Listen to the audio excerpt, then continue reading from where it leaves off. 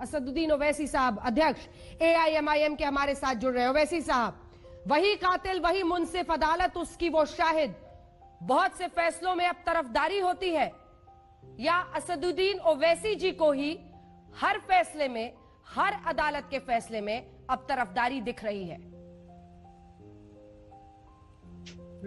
देखिए, मेरा मानना यह है कि ये जो अदालत का फैसला आया है, ये भारत की अदालत की तारीख का एक काला दिन है। मैं इसलिए ये बात कहता हूं क्योंकि सब लोग ये भूल रहे हैं कि 6 दिसंबर 1992 को तो वहां पर लोग जमा हुए थे। वो कैसे जमा हुए? किसने परमिशन दिया था? सुप्रीम कोर्ट ने दिया था। किसने वादा किया था कि मस्जिद को तोड़ा नहीं जाएगा? कल्याण सिंह गवर्नमेंट ने। अब आप मुझे बताइए कि जब सब लोग सुप्रीम कोर्ट से इजाजत लेकर वहां पर जमा होते हैं और बाबरी मस्जिद के फैसले में कोर्ट ये कहता है कि स्पॉन्टेनियस रिएक्शन था, डेढ़ एकड़ के ऊपर ये बाबरी मस्जिद है और कोर्ट ये कहता है कि स्पॉन्टेनियस था, क्या इसमें कॉन्स्पिरेसी नहीं हुई, प्लानिंग नहीं हुआ? और क्या चार्जशीट में ये बात नहीं कही गई थी कि कल्याण सिंह ने ये कहा था कि कंस्ट्रक्शन पर रोक है, डिस्ट्रक्शन पर नहीं है? क्या चार्जशीट में ये भी नहीं कहा गया था कि अडवाणी 5 दिसंबर की रात को विनय कटियार से मुलाकात की? आप ये सब चीजें वहां पर हैं, तो फिर आखिर मस्जिद किसने शहीद की? कौन मस्जिद को तोड़ने का जिम्मेदार है? आप तो एक काबिल वकील हैं ओवैसी साहब, आप तो एक काबिल वकील हैं। कोर्ट ने फर्क किया है। मेरी एक बात सुनिए। अगर मैं आज तक के ऑफिस पे कॉल देता हूं कि कल आज तक के ऑफिस पर सुप्रियो के खिलाफ धरना होगा, और धरना होता है और वहां पर आज तक के 2-3 ओबी वैन्स को जला दिया जाता है, तो आप कॉल करने वालों को जिम्मेदार खड़ा करेंगे या फिर करने वालों को करेंगे? लेकिन मैंने कॉल दिया है, मैंने कॉन्स्पिरेसी की है। आप बताइए फिर कैसे लोगों पर केस नहीं साबित हो सकता है? अयोध्या पहुंचने का कॉल किया गया था ना? ठीक है वकील साहब, ठीक है। अब मेरी बात भी सुनिए। कोर्ट ने फर्क किया है आंदोलन करने में, लोगों को बुलाने में, और दूसरी तरफ मस्जिद को तोड़ने में। कोर्ट ने तो उल्टा ये कहा है ओवैसी साहब कि इन लोगों ने रोकने की कोशिश की। अब इस पर क्या कहिएगा?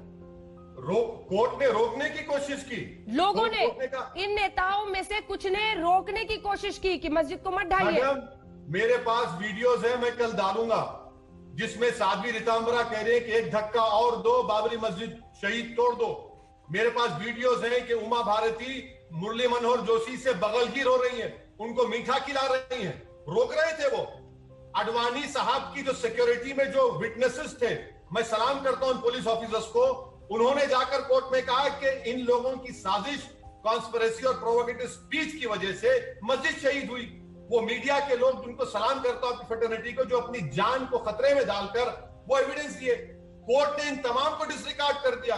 क्या ये बात सच नहीं है मैडम कि सुप्रीम कोर्ट ने सिविल डिस्प्यूट केस में कहा था कि ये एक मुनज्जम साजिश थी, कॉन्स्पिरेसी थी और एक रिलीजियस प्लेस को तोड़ा गया? क्या सुप्रीम कोर्ट ने कहा गया कि नहीं कहा कि नेशनल शेम है, क्रिमिनल एक्ट है, egregious violation of rule of law है? सीबीआई कोर्ट ने सबको भूल गया, कोई एविडेंस को नहीं देते। आप क्या पैगाम देना चाह रहे हैं भारत की जनता को इस जजमेंट के जरिए से? अब आप कह रहे हैं कि इस कोर्ट के किसी फैसले पर इस देश में यकीन नहीं किया जा सकता, क्योंकि आपने सीधा लिखा है बहुत से फैसलों में अब तरफदारी भी होती है। तो क्या आप कह रहे हैं कि अब न्याय प्रक्रिया पर आम हिंदुस्तानी विश्वास ना करें? ना, मैंने हरगिज ऐसा नहीं कहा। मैंने ये कहा कि ये जो सीबीआई कोर्ट का फैसला है ये गलत है, जिसको अंग्रेजी में कहते हैं एरोनियस जजमेंट है। इसने एविडेंस को देखा नहीं, और जो ये क्यों भूल रहे हैं, मैं बार बार कह रहा हूं कि सुप्रीम कोर्ट ने इजाजत दी थी कार सेवा की, और अगर वहां पर ये लोग जमा थे, इनके प्रोवोकेटिव स्पीचेस की वजह से, इनके प्रोवोकेशन की वजह से वो मस्जिद को शहीद किया गया। ये स्पॉन्टेनियस कैसा? आप मुझे बताइए कि कितने महीने, कितने दिन की प्लानिंग की जरूरत है जिसको कहा जाए कि स्पॉन्टेनियस ना हो? ठीक है, एक सवाल कॉल किया था आवाम को, एक सवाल आया था महाराष्ट्र से, देश के कोने कोने से, किसने बाबरी मस्जिद की ईंटों को लेकर मोमेंटो के तौर पर गए? और एक आज ही कोर्ट में मैडम भगवान दास नाम का एक आदमी है, उस पर एक्यूज है। कोर्ट में जाने से पहले भगवान दास बोलता है कि मैं एडमिट करता हूं कि मैंने मस्जिद को शहीद किया, और बाहर निकलता है मुस्कुराते हुए। इसको इंसाफ कहेंगे आप? इसको इंसाफ कहना तौहीन होगी इंसाफ की। लेकिन सर दूसरी तरफ भी तो ऐसे लोग हैं, गौरव जी इसके बाद में फौरन आ रही हूँ एक सवाल लेने के बाद। ओवैसी साहब, इकबाल अंसारी वो बाबरी मस्जिद के पक्षकार थे, उनका मैं आपको बयान सुनाती हूँ। कोर्ट ने आरोपियों को बरी कर दिया, ये अच्छी बात है, हम इसका सम्मान करते हैं। सिर्फ आप ही को क्यों पीड़ा होती है? उनको भी ऐसा लग रहा है कि जिनको बरी कर दिया है इसका वो सम्मान करते हैं। वो तो बाबरी मस्जिद के पक्षकार थे सर। तो उसका क्या मतलब? वो तो सिविल डिस्प्यूट में थे, तो क्रिमिनल केस है। अगर किसी की राय हो सकती है तो मैं मान लूं क्या? क्या मैं भूल? मुझे ये बताइए, बाबरी मस्जिद किसने शहीद किया? फिर कौन जिम्मेदार है? अगर मैं वहां पर होता मैडम और मेरी जेरे निगरानी वहां पर किसी और इबादतगाह को तोड़ दिया जाता, तो आज तक से लेकर तमाम न्यूज चैनल 24 घंटे दिखाते कि ओवैसी की मौजूदगी में ये तमाम चीजें हुई, उसने भड़काऊ भाषण दिया और वहां पर इस रिलीजियस प्लेस को तबाह बर्बाद कर दिया गया। ये एविडेंस नहीं है क्या? इसका एविडेंस नहीं मानेंगे आप? और हाशिम अंसारी होता कौन है? हाशिम अंसारी सिविल डिस्प्यूट में वो वहां पर पार्टी थे, मगर यहां पर तो इंसाफ का मामला है, क्रिमिनल केस है। अगर हाशिम अंसारी के बेटे कह रहे हैं कि भूल जाए, नहीं भूलेंगे इसको, इतना बड़ा वाकया हुआ, खत्तो गारतगिरी हुई, फसादात हुए, हिंदू मारे गए, मुसलमान मारे गए, लोग अपने औलाद से महरूम हो गए, और कोर्ट कहता है कि स्पॉन्टेनियस था। गौरव भाटिया जवाब दीजिए। जमात का बच्चा भी इस बकवास पर यकीन नहीं करेगा, और इसीलिए हम कह रहे हैं कि अगर नरेंद्र मोदी इंसाफ चाहते हैं तो उनको चाहिए कि अपील करें, सीबीआई को इजाजत दें कि अपील करें, इंसाफ होना चाहिए। शहीद मस्जिद किसने किया? क्या आसमान से लोग आए? क्या जमीन से निकल कर आए? किसने किया फिर ये? ओवैसी साहब, आपके लिए अयोध्या, राम मंदिर, बाबरी पॉलिटिक्स है, सीधा आरोप। नहीं, मेरे लिए अगर पॉलिटिक्स होता मैडम तो मेरे 2 एमपी से 90 एमपी हो जाते, मेरे 90 एमपी से 180 हो जाते, 180 से मेरे 304 हो जाते। मेरे लिए मसला इंसाफ का मसला है। और रहा सवाल के गौरव भाटिया का, भाई ये तो मेरे भाई गौरव, जब आप समाजवादी में थे तो कोई और गाना गाते थे, अब आप बीजेपी में आ गए तो और एक गाना गा रहे हैं। मुबारक हो आपको। आप ये कह रहे हैं कि मक्का मदीना का फतवा, गौरव भाटिया साहब, असदुद्दीन ओवैसी मक्का मदीना के फतवे को नहीं मानता है, और आपको लॉयर आप हैं, फतवे का मतलब ओपिनियन है, और फतवा मक्का मदीना से कौन सा आया? हाँ, एक फतवा जरूर आया था जिसकी बुनियाद पर नरेंद्र मोदी को सऊदी अरब ने अपना हाईएस्ट सिविलियन अवार्ड दिया था। क्या वो भी फतवा गलत था? अब सुन लीजिए, अब आपने मेरी स्पीच को सुनाया, जरा कम से कम झूठ बोलने का सलीका सीख लीजिए। मैंने कहा था कि कोर्ट इसकी इजाजत नहीं देगा। अब कोर्ट का फैसला आया है सिविल डिस्प्यूट का। हमने कहा कि जस्टिस जे.एस. वर्मा ने कहा था कि supreme court is supreme but not infallible. Supreme court के फैसले से, किसी भी अदालत के फैसले से डिसएग्री करना सुप्रीम कोर्ट की तौहीन नहीं है। अगर होता तो जे.एस. वर्मा साहब जो रिटायर्ड चीफ जस्टिस ये बात नहीं कहते। अब आप मेरे सवाल का जवाब दीजिए। पॉलिटिक्स तो आपने की, पॉलिटिक्स तो आपने की। यही डाइस पर बैठकर साध्वी रीतांबराव ने कहा था कि एक धक्का और दो, बाबरी मस्जिद शहीद कर दो। यही कल्याण सिंह ने क्या क्या नहीं कहा था। अरे आपने इसको इस्तेमाल किया, आपने हिंदू मुसलमानों के लोग मारे गए। आप किस किस बात को कह रहेंगे? कहां रुकेंगे आप?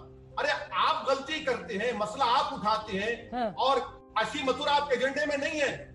ये और बात है कि आज कोर्ट ने 1991 रिलीजियस प्लेसेस वर्शिप एक्ट का हवाला देकर उसको खारिज किया। ये भी जरूर बताइएगा कि फिर इस तरफदारी जो आप फैसले में देखते हैं उसके लिए जिम्मेदार कौन है? आपको क्या लग रहा है?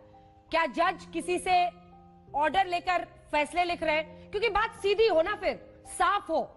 हर बार हम कहें कि नहीं नहीं ये तो एक तरफा फैसला है, तो कौन जिम्मेदार है इसके लिए? लोकतंत्र, बहुसंख्यक राजनीति, कौन लिखवा रहा है? नाम बताइए, आज बता दीजिए ओवैसी जी, जो मन में है, कौन करा रहा है ये कोर्ट के फैसले? अरे मैडम, जब आपके प्रोग्राम पे आते हैं तो हम अपनी दिल की बात करते हैं, कोई अल्फाज को चाप कर नहीं कहते। अब रहा सवाल, ये गौरव भाटिया बार बार स्पीच का हवाला दे रहे। जनाब गौरव भाटिया साहब 5 दिसंबर की रात को अटल बिहारी वाजपेयी ने कहा था, क्या कहा था? क्या नोकदार पत्थरों पे बैठेंगे, नोकदार पत्थरों पे बैठेंगे, यहाँ पर गुना होगा।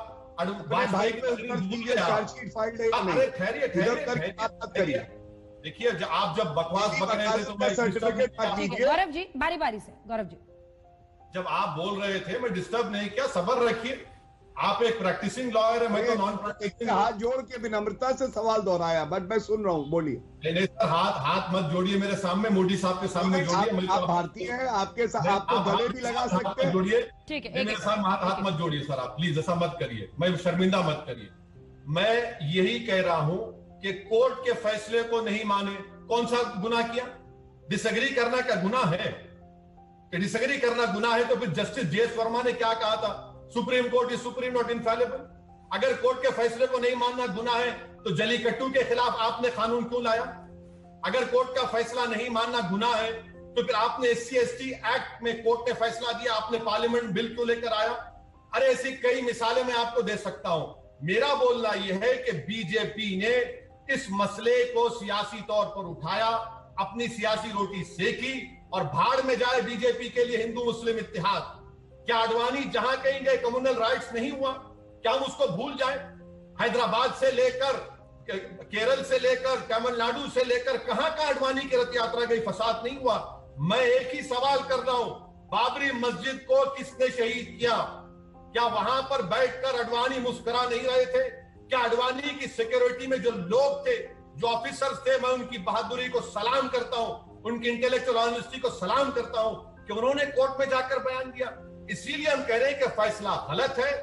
क्या नरेंद्र मोदी की सरकार, भाटिया साहब जवाब दीजिए, क्या आप सीबीआई को इजाजत देंगे अपील करने की? मैं उत्तर देना चाहूंगा। सीबीआई प्रोसिक्यूटर नहीं है? क्या इस मस्जिद की शहादत एक क्रिमिनल एक्ट सुप्रीम कोर्ट ने कहा? क्या सुप्रीम कोर्ट ने नहीं कहा कि calculated act of destroying a public place of worship? क्या सुप्रीम कोर्ट ने नहीं कहा कि क्या सुप्रीम कोर्ट ने नहीं कहा नेशनल शेम है? करेंगे आपकी सरकार ये गलत फैसले के खिलाफ अपील करेगी या नहीं करेगी? ओवैसी साहब सुनिए, ये तो बहुत ही ज्यादा विशफुल थिंकिंग है ना सर, जो आप कह रहे हैं कि ये क्या सीबीआई से उसके खिलाफ अपील करवाएंगे।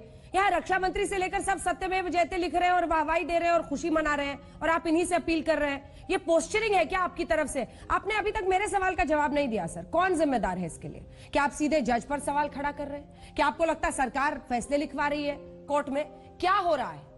या सिर्फ आंखों में धूल झोंक रहे हैं, क्या है?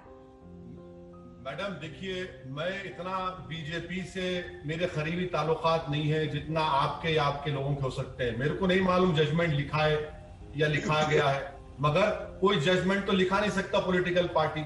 मैं ये कह रहा हूं कि जजमेंट गलत है, जजमेंट के खिलाफ अपील होनी चाहिए। और आपने अभी अच्छा कह दिया कि अब जब पूरे के पूरे लोग कह रहे हैं कि वेलकम कर रहे हैं, तो जाहिर है मोदी सरकार सीबीआई को नहीं कहेगी कि अपील करो। ऐसे कई जजमेंट्स हैं जहां पर सीबीआई ने अपील नहीं किया। मैं आपको एक मिसाल देता हूं, हैदराबाद में मक्का मस्जिद में बॉम्ब ब्लास्ट हुआ, कई लोग मारे गए, जख्मी हुआ, लोग एक्विट हो गए जिस पर मुकदमा था। आपने अपील किया?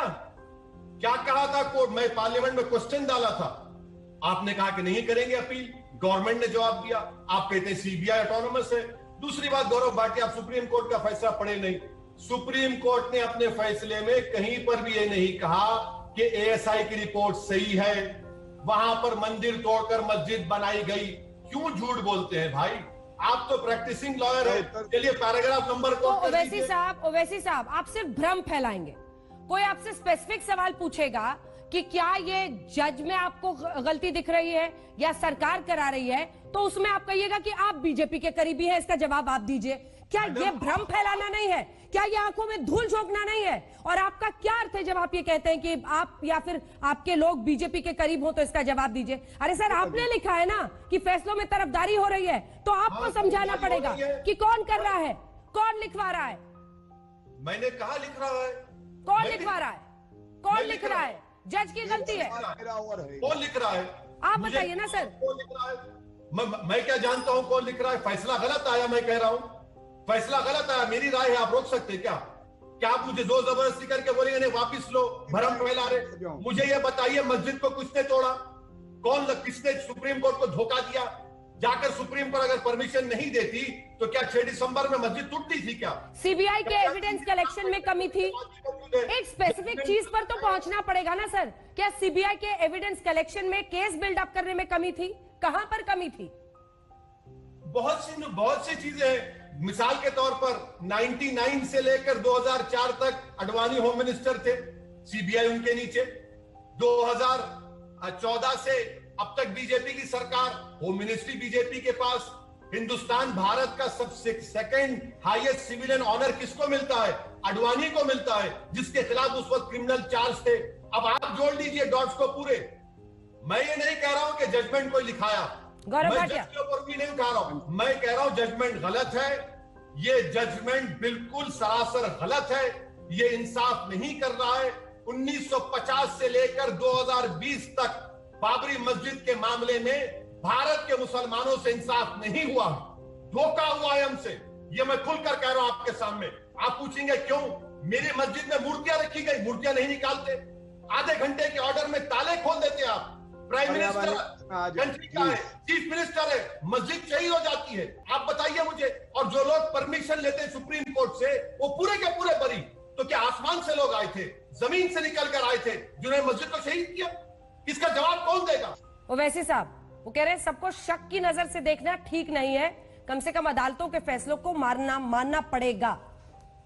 नहीं, क्या आप क्या नहीं माने तो क्या यूएपीए लगा देंगे मुझ पे आप बीजेपी वाले? नहीं मानूंगा, क्या करेंगे? करिए, गोली मारेंगे, मारिए। मेरा राइट है, डेमोक्रेसी में, जमहूरियत में राइट है कि फैसले के खिलाफ बोल सकते हैं और कोई कंटेम्प्ट नहीं है।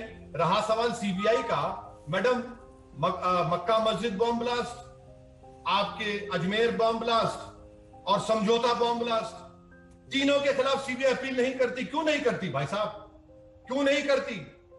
क्योंकि अजमेर के ब्लास्ट में 2 आरएसएस के वर्कर्स को कन्विक्शन हुआ, उसमें भी हैदराबाद का लड़का मारा गया।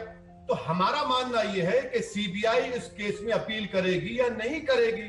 अब बार बार ये बीजेपी के स्पोक्स पर्सन कह रहे हैं कि ठेकेदार, मैं किसी का ठेकेदार नहीं हूं। मैं मुसलमानों का लीडर ना था, ना हूं, ना कभी रहूंगा। हाँ, आप जो पहले पार्टी में थे, मुलायम सिंह यादव जो आपके नेता थे, वो ठेकेदार बने। आप बीजेपी में आ गए, आज आप जवाब दे सकते हैं क्यों आए? क्या आपका बेस्ट आर्ग्यूमेंट है क्या ओवैसी जी? सुन लीजिए सर, करिए ना। मैं आपको रोक रहा हूं कि मेरी जिंदगी खुली जिंदगी है, खुली जिंदगी है मेरी। करिए ना सर, बोलिए, दोषी पार्टी से निकाल। अटल बिहारी वाजपेयी का स्टेटमेंट चलाऊंगा कि क्या कल लोग दार पत्रों पे बैठेंगे, इस धरती का समताल करना पड़ेगा, वो भी चलाएंगे। चलाइए, चलिए, कौन रोक रहा है आपको? सेना में सैनिकों का मजहब ढूंढना, आपके भाई को लेकर इन्होंने अलगाव पैदा करने के लिए आग लगाने वाली बात का आरोप लगाया। इसीलिए मुझे लगा अगर आप जवाब देना चाहें दे दीजिए। नहीं मैडम, ये तो देखिए, कोई प्रोग्राम मुकम्मल नहीं होता मेरे महबूब का जिक्र किए बगैर। कोई प्रोग्राम मुकम्मल नहीं होता कि बहाओ फूल बरसाओ मेरा महबूब आया है। तो अब मैं कितना बोलूं? ये घसीटी पिसीटी कैसे बोलते रहेंगे, मेरे को उससे मतलब ये आज का। ओवैसी जी देखिए, हीटेड टॉपिक है और उस पे हीटेड डिबेट तो कर रहे हैं, लेकिन ये बहारों फूल बरसाओ तो आजकल आडवाणी जी के लिए भी आप लोग सब करते थे ना, क्योंकि मोदी जी के कंपैरिजन में सबको आडवाणी जी बड़े सेक्युलर लगने लगे थे। ना ना ना ना ना, कभी नहीं। अगर आज बीजेपी सत्ता में है तो सिर्फ आडवाणी की वजह से है, वाजपेयी की वजह से भी नहीं है। अगर आज मोदी प्रधानमंत्री है तो आडवाणी की वजह से है। अरे इन लोगों के नेतृत्व में तो हार गई थी बीजेपी। इस मुल्क 2004 की हार भूल गए क्या आप? सुनिए, आप सुनिए, इस मुल्क में जो डिवीजन पैदा हुआ है हिंदू मुसलमानों के दरमियान में, उसकी तो बुनियाद श्री आडवाणी ने की थी। वही तो जिम्मेदार है। आज जो आडवाणी साहब ने जो काम किया, उसका ये फायदा उठा रहे हैं। अब क्या कोई अगला कदम आप सोच रहे हैं? क्योंकि ऐसी जानकारी आ रही थी कि हो सकता है मुस्लिम पर्सनल लॉ बोर्ड इस मामले को लेकर नए सिरे से उठाए, क्योंकि आप उससे भी जुड़े हुए हैं। दोनों पर आपका जवाब। मैडम, गौरव भाटिया ने जो बात कही है, मैं उनसे पूछना चाह रहा हूं कि उत्तर प्रदेश में तो ठाकुरों का राज है। एक क्रिमिनल का एनकाउंटर हो गया तो उसको जलाने की जिम्मेदारी दी गई। एक दलित की बच्ची का रेप होता है, आपकी बहादुर रिपोर्टर आज तक की, उस खानदान क्योंकि दलित थी, उसको जलाने की इजाजत नहीं दी गई, माँ बाप को दूर रख दिया गया। आप बात कर रहे हैं, आप बात कर रही हैं। अरे भाई, तुम तो गैंगस्टर को इजाजत दिए, और एक दलित बच्ची जो मर गई उसकी जबान काटा गया, उसके भाई माँ बाप को आपने उसके आखिरी रसूमात अदा करने नहीं दिया। गौरव भाटिया साहब, कभी कभी अपने गिरेबान में झांक कर देख लीजिए कि उत्तर प्रदेश में तो ठाकुरों का राज है। हर जगह ठाकुर ठाकुर ठाकुर, और आप मुझे बोल रहे हैं हिंदू मुस्लिम। भाई साहब, आप ये बात मत करिए। हाँ, मैं इस फैसले के खिलाफ था और रहूंगा और खुलकर बोलता रहूंगा। हम ये उम्मीद करते हैं कि सीबीआई को अपील करना चाहिए, और अगर सीबीआई नहीं करता तो पर्सनल लॉ बोर्ड और भारत के वो लोग जो आज भी इंसाफ को मानते हैं, इंशाअल्लाह वो अपील करेंगे इस गलत फैसले के खिलाफ।